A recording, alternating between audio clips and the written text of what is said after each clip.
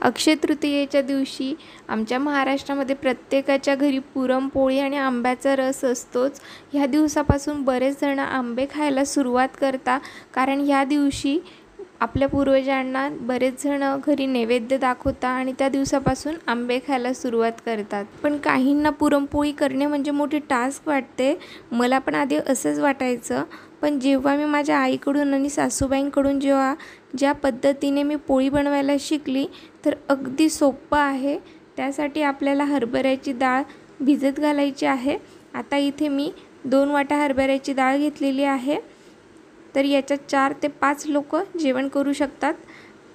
त्या प्रकारेच आपण आता आंबे देखील पाण्यात भिजत घालणार आहेत 1-1.5 तासांसाठी, म्हणजे आंब्याचा जो काही चीक असतो आणि गरमाई असते ती सर्व निघून जाणार आहे। त्यासाठी मी इथे 2 प्रकारचे आंबे घेतलेले आहे, बेंगनपल्ली बदाम आणि देवगडचा हापूस आंबा घेतलेला आहे। हापूस आंब्यामुळे आपल्या रसाला कलर पण छान येईल आणि टेस्ट पण छान लागते, पण बदाम यासाठी घेतलेला आहे मी, त्यामुळे आपला रस हा घट्ट होईल। त्या आंब्यांमध्ये मी पूर्ण आंबे बुडतील एवढं पाणी घालते आहे, म्हणजे आपल्या आंब्यांमधली जी काही सर्व गरमाई असते ती सर्व निघून जाईल, तोपर्यंत आपलं पुरण देखील तयार होईल। तर चला मग आता आपण कुकरला डाळ लावूया। 15 मिनिटांमध्ये आपली डाळ मस्त आता भिजलेली आहे। ह्या डाळीला 2 ते 3 पाण्याने आपण स्वच्छ धुवून घेऊ, म्हणजे जे काही आपण पावडर लावलेली असते तर ती सर्व काही निघून जाईल। इथे मी आता 2 वाटी डाळ घेतली होती, तर कुकरमध्ये मी त्याच्या दुप्पटीचं पाणी घेतलेलं होतं, तर हे पाणी आता उकळतंय। आपण आता यात हरभऱ्याची डाळ घालूया आणि कुकरच्या 4 ते 5 आपल्या शिट्ट्या करून घ्यायच्या आहे। आपली डाळ मऊ शिजण्यासाठी मी त्यात थोडं तेल घातलेलं आहे, म्हणजे डाळ अगदी मऊ शिजेल। डाळ मऊ शिजल्यामुळे आपल्या पुरण करायला देखील त्रास होणार नाही। आता हरभऱ्याची डाळ शिजेपर्यंत आता आपण कणिक भिजवून घेऊया। या कुकरच्या आपण शिट्ट्या होऊ देऊ तोपर्यंत।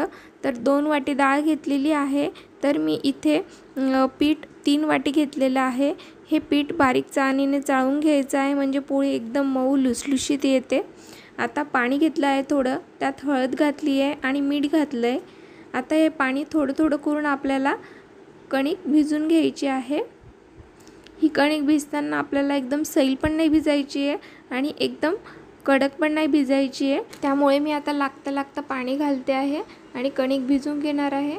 तर या प्रकारे आता कणिक भिजून झालेले आहे, बघू शकतात तुम्ही। तर आता एक मी सुती कापड घेतलेलं आहे आणि त्यात हे भिजवलेली कणिक आहे ते आपल्याला त्यात बुडवून ठेवायची आहे। त्यासाठी मी एक पाऊल घेतला होता आणि त्याच्यात पाणी ठेवलेलं होतं।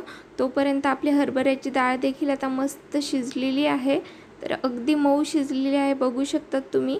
ह्या प्रकारे शिजली पाहिजे, म्हणजे आपलं पुरण लवकर वाटलं जाईल। आता हे डाळ आणि पाणी मी वेगवेगळं करून घेणार आहे। हे पाणी आपल्याला आमटीसाठी कामात येईल।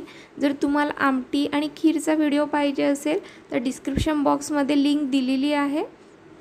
तर आता आपण पुरण वाटून घेऊया। त्याच्यासाठी मी एक ग्लास किंवा वाटीचा यूज केलेला आहे, तुमच्याकडे जर स्मॅशर असेल तर तुम्ही ते देखील यूज करू शकतात, पण पुरण गरम असल्यामुळे मी वाटीचा यूज केलेला आहे। तर आता पुरण आपलं मस्त चिकन झालेलं आहे, बघू शकतात तुम्ही। एकसारखं झाल्यामुळे आपली पोळी देखील फाटणार नाही आहे। एकदा हातावर घेऊन मी पुरण दाखवते, बघू शकतात तुम्ही, एकदम चिकन झालेलं आहे। ह्या प्रकारचंच आपल्याला पुरण हवं आहे, म्हणजे आपली पोळी मस्त येईल। आता आपण यात गूळ घालूया। मी यात 1.5 वाटी गूळ घातलेला आहे आणि थोडी साखर देखील ॲड करायची आहे, म्हणजे गूळ आणि साखरेची चव खूप छान लागते। पण जर तुम्हाला पूर्ण गूळ घालायचं असेल तर तुम्ही गूळ देखील पूर्ण घालू शकतात। तर आता इथे मी हे सर्व व्यवस्थित मिक्स करून घेणार आहे, पुरणामध्ये गूळ आणि साखर। हे व्यवस्थित मिक्स झाल्यानंतर आता एका कढईमध्ये हे सर्व आता मिश्रण मी गॅसवर ठेवणार आहे, म्हणजे आपला गूळ आणि साखर व्यवस्थित पगळेल आणि आपली पुरणाला छान कन्सिस्टन्सी येईल। तर जोपर्यंत आपलं पुरण घट्ट होत नाही तोपर्यंत एकसारखं हलवत राहायचं आहे, म्हणजे कढईला चिटकणार नाही। तर आता आपण एकसारखं हलवून घेत राहूया। पुरणातला गूळ आणि साखर जोपर्यंत विरघळत नाही तोपर्यंत आपल्याला एकसारखं हलवत राहायचं आहे। पण जर तुम्ही फर्स्ट टाइम जर पुरणपोळी करत असाल तर त्यासाठी मी तुम्हाला एक टिप सांगते की तुमचं पुरण हे आता परफेक्ट झालेलं आहे, म्हणजे तुम्ही गॅस बंद करू शकतात। यासाठी देखील एक टिप आहे।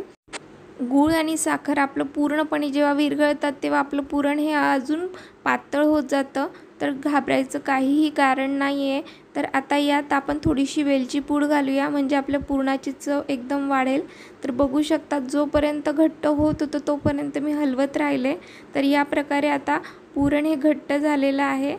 तर गुळाला पाणी सुटल्यानंतर देखील एकसारखं हलवत राहायचं आहे, त्यानंतर ते या प्रकारे घट्ट होईल। आता मी गॅस बंद करते आहे पुरण घट्ट झाल्यामुळे। तोपर्यंत आता आपण आंब्याचा रस बनवून घेऊया। आता आंबे मी पाण्यातनं काढून घेतलेले आहे। तर ज्यावेळेस आपलं पुरण थंड होईल तेव्हा त्यामध्ये चमचा हा उभा राहील, तर समजायचं की आपलं पुरण हे आता परफेक्ट झालेलं आहे। तर आता आपण पुरण थंड व्हायची वाट बघूया। तोपर्यंत रस बनवून घेते मी। त्यासाठी मी आता आंब्याचे सर्व वरचे साल काढून घेणार आहे। साल काढल्यामुळे आपल्याला आंब्याचा गर काढणं एकदम सोपं जाणार आहे। आता सर्व साली काढून झालेल्या आहे आंब्याच्या। तर मी आता यांचा सर्व गर काढून घेणार आहे। बघू शकतात तुम्ही, जर मी या प्रकारे आंबा कापते आहे आणि तुमच्या घरी जर लहान मुलं असतील तर तुम्ही यांना मस्तपैकी असं वरचं साल काढून त्यांना स्लाइस बनवून द्या, तर त्यांना आंबा खाणं एकदम सोपं जाईल आणि अगदी आवडीने खातील ते।